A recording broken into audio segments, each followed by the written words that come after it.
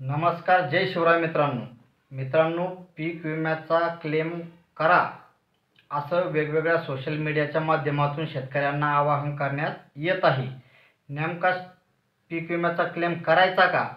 करायचा तर त्याचा काय फायदा होणार आहे आणि नाही करायचा तर त्याचं नेमकं का नाही करायचा, या दोन्ही बाजू आपण आजच्या या व्हिडिओच्या माध्यमातून जाणून घेण्याचा प्रयत्न करणार आहोत।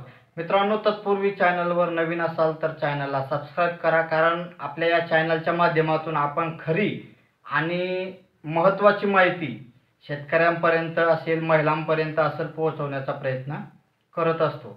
चला तर मित्रांनो बघूया। मित्रांनो, व्हॉट्सअप ग्रुप असतील, यूट्यूब असेल, फेसबुक असेल, इंस्टाग्राम असेल, याच्या माध्यमातून शेतकऱ्यांना आवाहन करण्यात येते की जास्तीत जास्त शेतकऱ्यांनी पीक विम्याचा क्लेम करायला पाहिजे किंवा करा। तर मित्रांनो, त्याचं कारण असं आहे, आता जर का विचार केला तर मुळात म्हणजे पीक विम्याचे जे राज्य सरकारच्या माध्यमातून जे ट्रिगर होते, ज्यामध्ये लोकलाइज असेल, पोस्ट हार्वेस्ट असेल, त्याच्यानंतर यील्ड बेस असेल, हे जे ट्रिगर होते हे राज्य सरकारच्या माध्यमातून यावर्षी 2025च्या विम्यासाठी ते पात्र म्हणजे ते लागू असणार नाही आहे।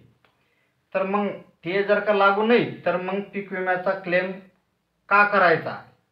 त्याचं कारण असं आहे मित्रांनो, जर एका मंडळातून किंवा एखाद्या सर्कलमधून जर का जास्तीत जास्त पीक विम्यासाठी जर का क्लेम केले तर त्याचा कुठंतरी विचार हा राज्य सरकार आणि पीक विमा कंपनीला करावा लागेल की बुवा या भागामध्ये, या स्पेसिफिक भागामधून जर का जास्त तक्रारी आलेल्या आहेत तर त्याचा विचार कुठंतरी पीक विमा कंपनी आणि राज्य सरकारला, प्रशासनाला त्याची दखल घ्यावी लागेल, म्हणून जास्तीत जास्त क्लेम करायला पाहिजे। मग आता तुम्ही म्हणसाल की बुवा बरेच यूट्यूबर असतील, मी सुद्धा सांगितलंय की कोणत्याही शेतकऱ्यानं जर का पीक विम्याचा क्लेम केला तर त्याला पीक विमा मिळेलच असं नाही, कारण ज्या राज्य सरकारने जे ट्रिगर लागू केलेले होते ते ट्रिगर यावर्षी रद्द केलेले आहेत।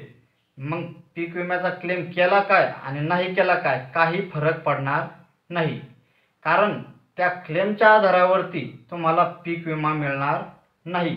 फक्त त्याचा एक फायदा होऊ शकतो, जर का ज्या मी सांगितलं पहिल्या त्याप्रमाणे जर का एकाच मंडळातून, एका स्पेसिफिक मंडळातून जर का जास्तीत जास्त जर का पीक विम्यासाठी जर का दावे दाखल झाले, क्लेम दाखल झाले, तर कुठंतरी पीक विमा कंपनीला आणि सरकारला असं निदर्शनास तिथे येईल की या भागामध्ये मोठ्या प्रमाणावरती नुकसान झालेलं आहे आणि त्यामुळंच शेतकऱ्यांनी मोठ्या प्रमाणावरती पीक विम्याचे क्लेम केलेले आहेत।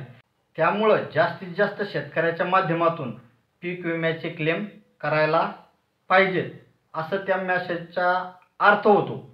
मित्रांनो, जर तुमच्या गावातील आजूबाजूचे ग्रुप असतील, म्हणजे आजूबाजूच्या खेड्यावरचे ग्रुप असतील, तुमच्या सर्कलमध्ये जे काय ग्रुप असतील, व्हॉट्सअप ग्रुप असतील, त्याच्यावरती तो मेसेज जास्तीत जास्त शेअर करा, म्हणजे कसं जास्तीत जास्त लोक पीक विम्याचा क्लेम करतील आणि भविष्यामध्ये तुम्हाला त्या क्लेमच्यामुळं बराचसा फायदा होऊ शकतो, कारण त्यामुळं पीक विमा कंपनी पण पीक विमा मंजूर करू शकते आणि राज्य सरकारसुद्धा त्याबद्दल दखल देऊ शकतं। त्यामुळं जास्तीत जास्त शेतकऱ्यांनी पीक विम्याचा क्लेम करायला पाहिजे। आणि काही म्हणजे साधी आणि सोपी पद्धती आहे ती, फक्त काही नाही, आपल्याला एखादा 2 फोटो अपलोड करायचा असतो, 2, 5, 10 सेकंदाचा व्हिडिओ अपलोड करायचा असतो, त्याला काही जास्त वेळ लागत नाही। तर नक्कीच तुम्ही सुद्धा तुमचा जो पीक विमा आहे त्याचा नक्कीच क्लेम करा आणि दावा दाखल करा आणि इतर लोकांना पण त्याबद्दलची माहिती सांगून त्यालासुद्धा तो क्लेम करण्यासाठी प्रवृत्त करा। चला मित्रांनो, ही होती एक पीक विमा संदर्भातील सविस्तर माहिती। तुम्हाला व्हिडिओ कसा वाटला नक्की कॉमेंटमध्ये सांगा। चला भेटू अशाच नवीन माहितीसह पुढील व्हिडिओमध्ये, तोपर्यंत जय हिंद, जय महाराष्ट्र।